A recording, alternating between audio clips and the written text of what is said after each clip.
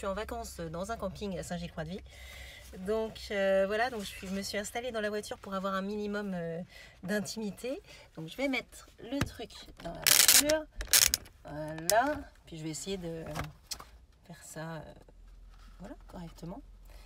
Donc dans la scène, dans l'acte 2, on avait vu la discussion entre Chrysale et Philaminte qui disait qu'elle avait prévu un autre prétendant pour sa fille, le fameux Trissotin. Et donc on l'a pas encore entendu celui-ci, mais d'après ce que les autres en pensent, il n'a pas l'air d'être très sympathique celui-ci. Enfin, ça a l'air d'être un sacré numéro.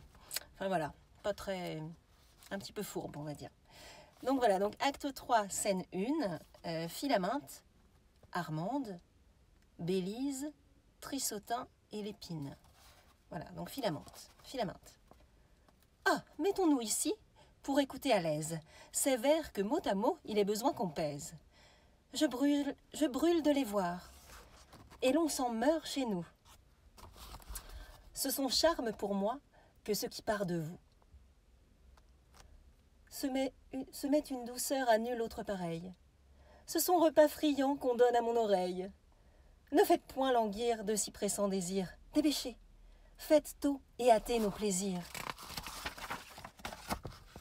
À notre impatience, offrez votre épigramme. Hélas, c'est un enfant tout nouveau-né, madame. Son sort, assurément, a lieu de vous toucher, et c'est dans votre cour que j'en viens d'accoucher. Pour me le rendre cher, il suffit de son père. Votre approbation lui peut servir de mère. Qu'il a d'esprit? Scène 2. Henriette, Philaminte, Armande, Bélise, Trissotin et Lépine. « Oh là, pourquoi donc fuyez-vous? C'est de peur de troubler un entretien si doux? Approchez et venez de toutes vos oreilles prendre part au plaisir d'entendre des merveilles. Je sais peu les beautés de tout ce qu'on écrit, et ce n'est pas mon fait que les choses d'esprit. Il n'importe, aussi bien ai-je à vous dire ensuite un secret dont il faut que vous soyez instruite. Les sciences... » Là, c'est Trissotin qui parle. C'est difficile, il y a beaucoup de personnages au milieu, donc pour que vous compreniez tous les personnages, c'est pas simple. Les sciences n'ont rien qui vous puisse enflammer, et vous ne vous piquez que de savoir charmer. Ça, c'est Trissotin. Après, c'est Henriette. Aussi peu l'un que l'autre, je n'ai nulle envie. Ah, songeons à l'enfant nouveau-né, je vous prie. Allons, petit garçon, vite de quoi s'asseoir. Le laquais tombe avec la chaise. Voyez l'impertinent. Est-ce que l'on doit choir après avoir appris l'équilibre des choses? De ta chute, ignorant, ne vois-tu pas les causes? Et qu'elle vient d'avoir du point fixe écarté ce que nous appelons centre de gravité? Je m'en suis aperçue, madame, étant par terre. Le lourdeau! Bien lui prend de n'être pas de verre. Ah, de l'esprit partout. Cela ne tarit pas. Servez-nous promptement votre aimable repas. La Trissotin s'y met. Pour cette grande faim qu'à mes yeux on expose, un plat seul de 8 vers me semble peu de chose. Et je pense qu'ici, je ne ferais pas mal de joindre à l'épigramme ou bien au madrigal le ragoût d'un sonnet qui, chez une princesse, a passé pour avoir quelque délicatesse. Il est de sel attique assaisonné partout, et vous le trouverez, je crois, d'assez bon goût. Oh, je n'en doute point. Donnons vite l'audience. Chaque fois qu'il veut lire, elle l'interrompt. Je sens d'aise mon cœur tressaillir par avance. J'aime la poésie avec entêtement, et surtout quand les vers sont tournés galamment. Si nous parlons toujours, il ne pourra rien dire. Silence, ma nièce. Sonnet à la princesse Uranie sur sa fièvre. Votre prudence est endormie, de traiter magnifiquement et de loger superbement votre plus cruel ennemi. Oh, le joli début! Qu'il a le tour galant, lui seul des vers aisés possède le talent. À prudence endormie, il faut rendre les armes. Loger son ennemi est pour moi plein de charme. J'aime superbement et magnifiquement. Ces deux adverbes joints font admirablement. Prêtons l'oreille au reste. Trissotin reprend. Votre prudence est endormie, de traiter magnifiquement et de loger superbement votre plus cruel ennemi. Prudence endormie, loger son ennemi, superbement et magnifiquement. Trissotin reprend. Faites-la sortir, quoi qu'on dit, de votre riche appartement, où cette ingrate insolemment attaque votre belle vie. Ah, tout doux, laissez-moi de grâce respirer. Donnez-nous, s'il vous plaît, le loisir d'admirer. On se sent à sévère jusqu'au fond de l'âme, couler je ne sais quoi qui fait que l'on se pâme. Faites-la sortir, quoi qu'on dit, de votre riche appartement. Oh, que riche appartement est là joliment dit, que la métaphore est mise avec esprit. Faites-la sortir, quoi qu'on dit. Ah, que ce soit qu'on dit est d'un goût admirable. C'est à mon sentiment un endroit impayable. De quoi qu'on dit, aussi mon cœur est amoureux. Je suis de votre avis, quoi qu'on dit est heureux. Je voudrais l'avoir fait. Il vaut toute une pièce. Mais en comprend-on bien, comme moi, la finesse? Oh oh! Philaminte explique. Faites-la sortir, quoi qu'on dit. Que la fièvre, on prenne ici les intérêts. N'ayez aucun égard, moquez-vous des caquets. Faites-la sortir, quoi qu'on dit, quoi qu'on dit, quoi qu'on dit. Ce quoi qu'on dit en dit beaucoup plus qu'il ne semble. Je ne sais pas, pour moi, si chacun me ressemble, mais j'entends là-dessous 1 million de mots. Il est vrai qu'il dit plus de choses qu'il n'est gros. Mais quand vous avez fait ce charmant quoi qu'on dit, avez-vous compris, vous, toute son énergie? Songiez-vous bien vous-même à tout ce qu'il nous dit? Et pensiez-vous alors y mettre tant d'esprit? Hé hé! J'ai fort aussi l'ingrate dans la tête, cette ingrate de fièvre injuste, malhonnête, qui traite mal les gens, qui la loge chez eux. Enfin, les quatrains sont admirables tous deux. Venons-en promptement au tiercet, je vous prie. Ah, s'il vous plaît, encore une fois, quoi qu'on dit. Faites-la sortir, quoi qu'on dit. Quoi qu'on dit. De votre riche appartement, où cette ingrate, insolemment, cette ingrate de fièvre, attaque votre belle vie. Votre belle vie, oh! Quoi, sans respecter votre rang, elle se prend à votre sang? Oh! Et nuit et jour, vous faites outrage. Si vous la conduisez au bain, sans la marchander davantage, noyez-la de vos propres mains. On n'en peut plus, on pâme, on se meurt de plaisir. De 1000 doux frissons, vous vous sentez saisir. Si vous la conduisez au bain, sans la marchander davantage, noyez-la de vos propres mains. De vos propres mains, là, noyez-la dans les bains. Chaque pas dans vos verres rencontre un trait charmant. Partout on s'y promène avec ravissement. On n'y saurait marcher que sur de belles choses. Ce sont petits chemins tout parsemés de roses. Le sonnet donc... Non, le sonnet donc vous semble admirable, nouveau, et personne jamais n'a rien fait de si beau. Quoi? Sans émotion pendant cette lecture? Vous faites là, ma nièce, une étrange figure. Là, j'explique un peu. En fait, donc, il y a Philaminte, Bélise et Armande qui se pâment, qu'en peuvent plus des mots du petit sonnet de Trissotin. Elles sont complètement envoûtées, charmées, et Henriette, elle écoute à côté, et en fait, elle n'a aucune réaction, ce qui choque un peu sa tante Bélise, parce qu'elle se dit, ok, elle dit quoi sans émotion pendant cette lecture? Donc là, elle s'adresse à Henriette, et elle dit, vous faites là, ma nièce, une étrange figure. Donc Henriette, chacun fait ici-bas la figure qu'il peut, ma tante, et bel esprit, il ne l'est pas qui veut. Peut-être que mes vers importunent, madame? Point, je n'écoute pas. Elle s'en fout. Ah, voyons l'épigramme. Donc Trissotin reprend. Sur un carrosse de couleur amarante, donné à une dame de ses amis. Ah, ces titres ont toujours quelque chose de rare. À 100 beaux traits d'esprit leur nouveauté prépare. L'amour si chèrement m'a vendu son lien. Ah, qu'il m'en coûte déjà la moitié de mon bien. Et quand tu vois ce beau carrosse où tant l'or se révèle en bosse, qu'il étonne tout le pays et fait pompeusement triompher Oh, Malaïs, voilà de l'érudition. L'enveloppe est jolie et vaut 1 million. Et quand tu vois ce beau carrosse où tant l'or se relève en bosse, qu'il étonne tout le pays et fait pompeusement triompher Malaïs, ne dis plus qu'il est Amarante, dis plutôt qu'il est de Marante. Oh, celui-là ne s'attend point du tout. On n'a que lui qui puisse écrire de ce goût. Ne dis plus qu'il est Amarante, dis plutôt qu'il est de Marante. Voilà qui se décline, Marante, de Marante, Amarante. Ah, je ne sais du moment que je vous ai connu si sur votre sujet j'ai l'esprit prévenu, mais j'admire partout vos vers et votre prose. Si vous vouliez de vous nous montrer quelque chose, dit Trissotin à Philaminte, à notre tour aussi nous pourrions admirer. Philaminte rétorque. Je n'ai rien fait en vers, mais j'ai lieu d'espérer que je pourrai bientôt vous montrer, en ami, 8 chapitres du plan de notre académie. Platon s'est au projet simplement arrêté, quand de sa République il a fait le traité. Mais à l'effet entier je veux pousser l'idée, que j'ai sur le papier en prose accommodée.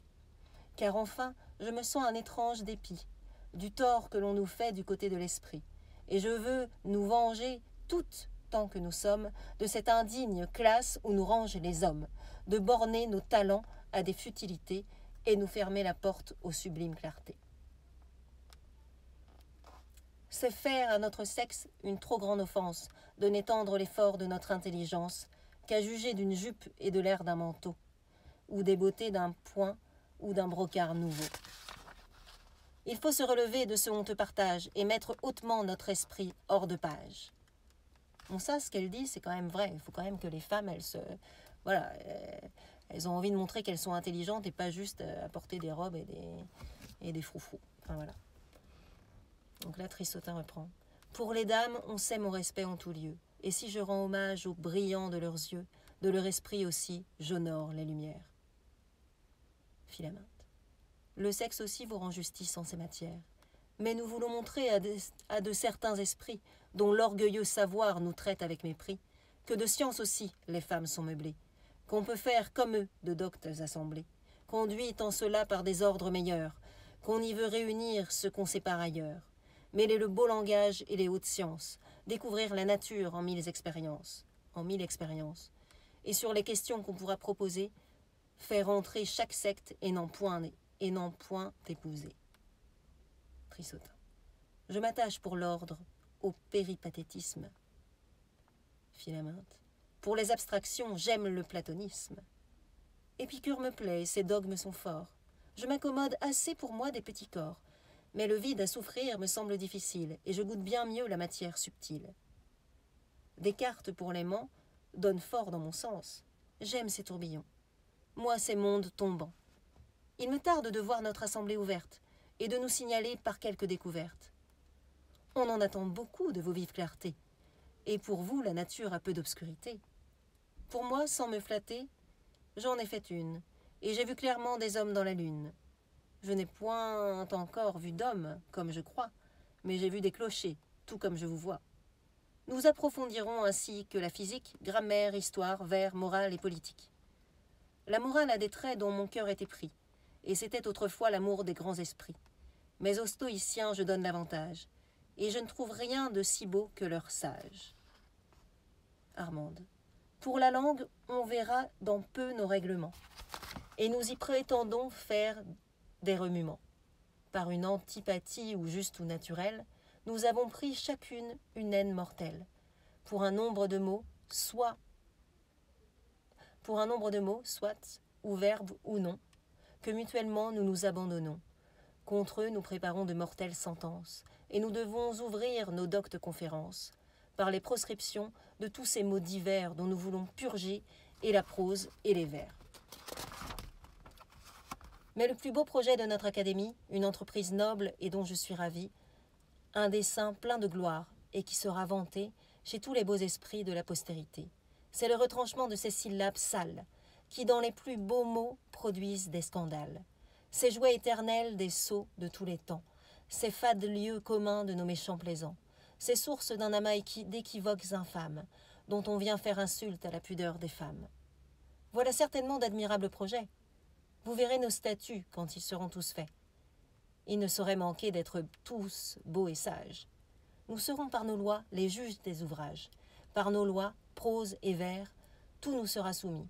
Nul n'aura de l'esprit, hors nous et nos amis.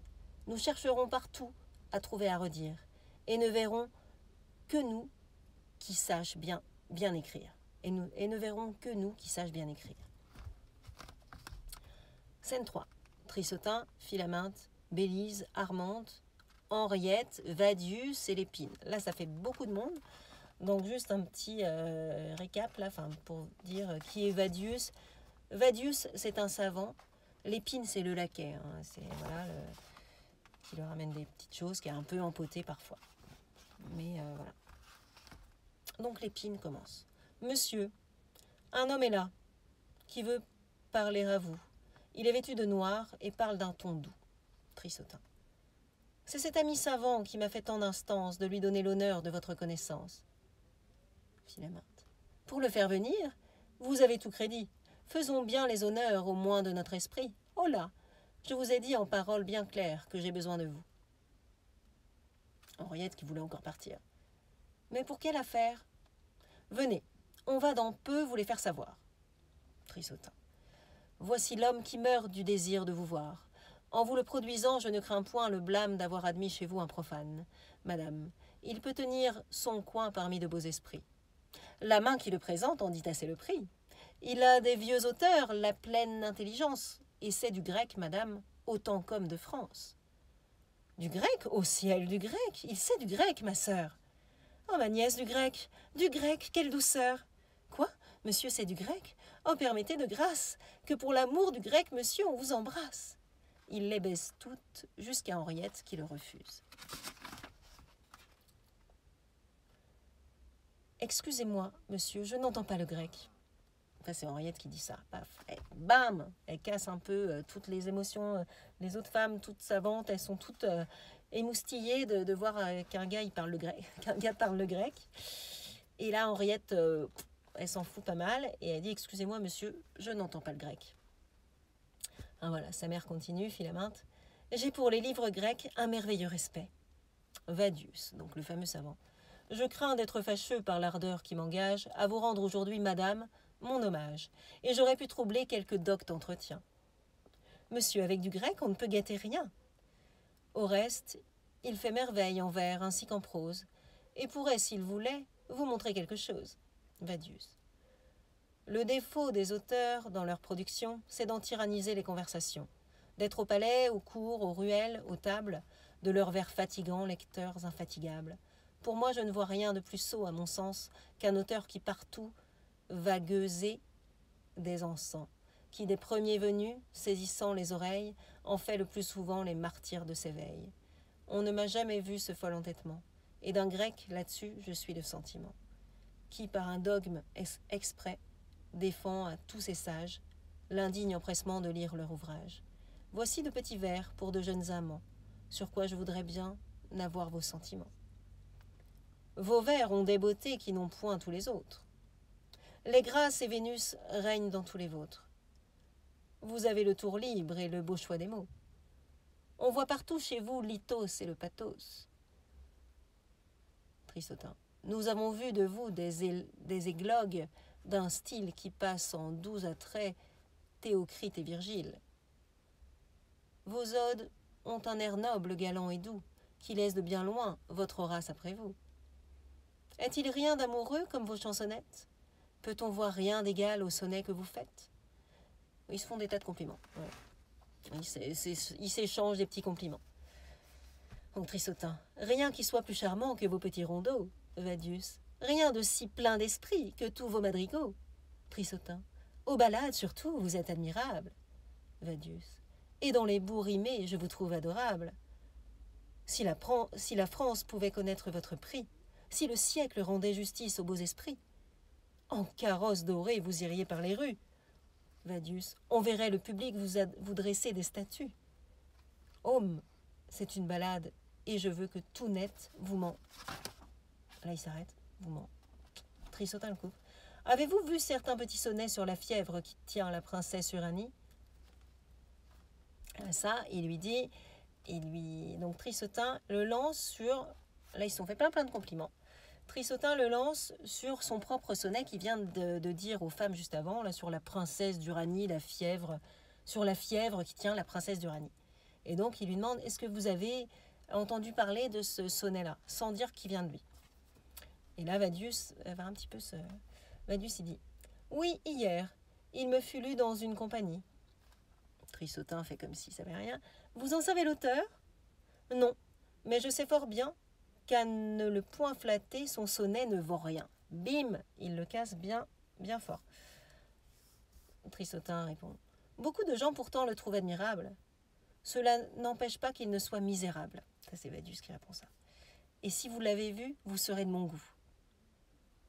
Alors, Trissotin répond, je sais que là-dessus, je n'en suis point du tout, et que d'un tel sonnet, peu de gens sont capables. Vadius, me préserve le ciel d'en faire de semblables. Oh là, il s'enfonce de plus en plus. Trissotin, je soutiens qu'on ne peut en faire de meilleurs.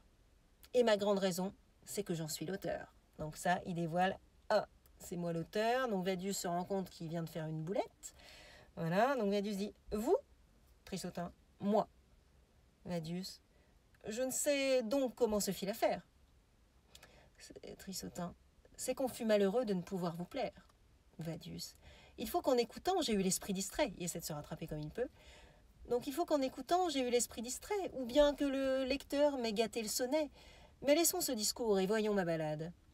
Trissotin, du coup, il n'a pas envie du tout d'entendre ça, puis il a envie de casser bien Vadius, parce qu'il s'est fait un petit peu humilier devant toutes ces madames, toutes ces petites femmes qui étaient complètement ébahies par son sonnet. Donc Vadius aimerait bien en fait dire ok, on oublie ce que j'ai dit, mais est-ce que je peux quand même vous présenter ma ballade parce que ça m'intéresse de savoir ce que vous en pensez. Puis là Trissotin donc il casse. Il dit la ballade à mon goût est une chose fade. Ce n'en est plus la mode. Elle sent son vieux temps. Vadius, la ballade pourtant charme beaucoup de gens. Cela n'empêche pas qu'elle ne me déplaise. Elle n'en reste pas pour cela plus mauvaise. Elle a pour les pédants de merveilleux appâts. Cependant, nous voyons qu'elle ne vous plaît pas. Vous donnez sottement vos qualités aux autres. Fort impertinemment, vous me jetez les vôtres. Allez, petit Grimaud, barbouilleur de papier. Allez, rimeur de balles, au propre du métier. Et là, ça y est. Donc, ils se sont fait plein de compliments au début. Et puis là, ils se balancent des petites insultes dans un joli langage, mais quand même des insultes, hein, mine de rien. Je reprends donc là... qu'est-ce que je disais? Donc Trissotin qui dit « Allez, petit Grimaud, barbouilleur de papier. » Vadius. « Allez, rimeur de balles, au propre du métier. » Trissotin. « Allez, fripier, d'écrit, impudent plagiaire. » Vadius. « Allez, cuistre. » Philaminte qui commence à couper ça parce qu'elle commence à se dire « Mais qu'est-ce que c'est que ça ?»« Eh, messieurs, que prétendez-vous faire ?» Trissotin. « Va restituer tous les honteux larcins que réclament sur toi les Grecs et les Latins. » Vadius. Va t'en faire amende honorable au Parnasse d'avoir fait à tes vers estropier Horace. Trissotin. Souviens-toi de ton livre et de son peu de bruit. Vadius. Et toi de ton libraire à l'hôpital réduit. Trissotin. Ma gloire est établie. En vain tu la déchires. Oui, je te renvoie à l'auteur des satires. Je t'y renvoie aussi. Vadius. J'ai le contentement qu'on voit qu'il m'a traité plus honorablement. Il me donne, en passant, une atteinte légère parmi plusieurs auteurs qu'au palais on révère. Mais jamais dans ses vers il ne te laisse en paix, et l'on t'y voit partout être en but à ses traits. Trissotin. C'est par là que j'y tiens un rang plus honorable. Il te met dans la foule, ainsi qu'un misérable. Il croit que c'est assez d'un coup pour t'accabler. Il ne t'a jamais fait l'honneur de redoubler. Mais il m'attaque à part, comme un noble adversaire, sur qui tout son effort lui semble nécessaire. Et ses coups contre moi, redoublés en tout lieu, montrent qu'il ne se croit jamais victorieux. Vadius. Ma plume t'apprendra quel homme je puis être. Et la mienne saura te faire voir ton maître. Je te défie, en vers, prose, grec et latin. Eh bien, nous nous verrons seuls. Seul à seul chez Barbin. Voilà. Après leur petite insulte, ça va être la scène 4. Donc là, ça va être Trissotin, Philaminte, Armande, Bélise et Henriette. Donc là, je pense qu'on va parler mariage. Donc là, il va s'excuser un petit peu. Trissotin. À mon emportement, ne donnez aucun blâme. C'est votre jugement que je défends, madame, dans le sonnet qu'il a l'audace d'attaquer. À vous remettre bien, je me veux appliquer. Mais parlons d'autres affaires. Approchez, Henriette. Depuis assez longtemps, mon âme s'inquiète de ce qu'aucun esprit en vous ne se fait voir, mais je trouve un moyen de vous en faire avoir. C'est prendre un... Alors là, Henriette répond. C'est prendre un soin pour moi qui n'est pas nécessaire. Les doctes entretiens ne sont point mon affaire. J'aime à vivre aisément, et dans tout ce qu'on dit, il faut se trop peiner pour avoir de l'esprit. C'est une ambition que je n'ai point... C'est une ambition que je n'ai point en tête. Je me trouve fort bien, ma chère, d'être bête. Et j'aime mieux n'avoir que de communs propos que de me tourmenter pour dire de beaux mots. Philaminte. Oui, mais j'y suis blessée, et ce n'est pas mon compte de souffrir dans mon sang une pareille honte. La beauté du visage est un frêle ornement, une fleur passagère, un éclat d'un moment, ce qui n'est attaché qu'à la simple épiderme, mais celle de l'esprit est inhérente et ferme. J'ai donc cherché longtemps un biais de vous donner la beauté que les ans ne peuvent moissonner, de faire entrer chez vous le désir des sciences, de vous insinuer les belles connaissances, et la pensée enfin, où tous mes vœux ont souscrit, c'est d'attacher à vous un homme plein d'esprit. Et cet homme est monsieur, que je vous détermine, à voir comme l'époux que mon choix vous destine. Donc là, quand même, Philaminte, c'est quand même un petit côté où elle n'a pas tort, parce que c'est vrai que la beauté du visage est un frêle ornement, c'est quand même pas faux. Une fleur passagère, un éclat d'un moment, c'est vrai qu'on reste pas belle toute notre vie. Hein. Donc, du coup, l'esprit, quand même, la beauté de l'esprit est quand même, plus à considérer. Donc, faudrait faire, elle est un petit peu intense, mais il faudrait quand même que Henriette dise pas qu'elle est bête, déjà, ça sert à rien. Et puis, il faut quand même se dire que l'esprit est quand même plus important quand même que la beauté. Enfin, en tout cas, faire un petit mélange des deux, ça peut être bien. Voilà, donc en tout cas, là, elle dit qu'elle aimerait bien que son esprit qu'elle apprenne un peu plus des choses de l'esprit. Et du coup, elle a l'impression que si elle la marie avec Trissotin, qu'elle considère plein d'esprit, alors que par contre, c'est juste un imposteur, hein, c'est juste un abruti. Elle est convaincue que sa fille doit épouser un gars qui fait des vers. Voilà. Donc Henriette, elle dit, moi, ma mère ? Oui, vous, faites la sotte un peu. La tante dit, Bélise, je vous entends, vos yeux demandent mon aveu, pour engager ailleurs un cœur que je possède. Allez, je le veux bien, à ce nœud je vous cède, c'est un hymen qui fait votre établissement. Trissotin, je ne sais pas que vous dire en mon ravissement, madame, et cet hymen dont je vois qu'on m'honore me met. Tout beau, monsieur, ça c'est Henriette qui dit, il va se calmer 2 secondes, lui. Tout beau, monsieur, il n'est pas fait encore, ne vous pressez pas tant. Voilà. Parce qu'elle n'est pas si bête que ça, la petite Henriette. Elle n'a pas envie qu'on lui impose un mariage tout pourri, avec un abruti qui parle en vers, mais finalement qui fait ça juste pour se rendre intéressant, qui a aucun esprit à l'intérieur. Quoi. Philaminte, comme vous répondez, savez-vous bien que si, suffit, vous m'entendez ? Elle se rendra sage. Allons, laissons-la faire. Ça, on sent que c'était pas maintenant. Scène 5. Henriette, Armande. En voit briller pour vous les soins de notre mère, et son choix ne pouvait d'un plus illustré époux. Si le choix est si beau, que ne le prenez-vous ? C'est à vous, non à moi, que sa main est donnée. Je vous le cède tout comme à ma sœur aînée. Si l'hymen comme à vous me paraissait charmant, j'accepterais votre offre avec ravissement.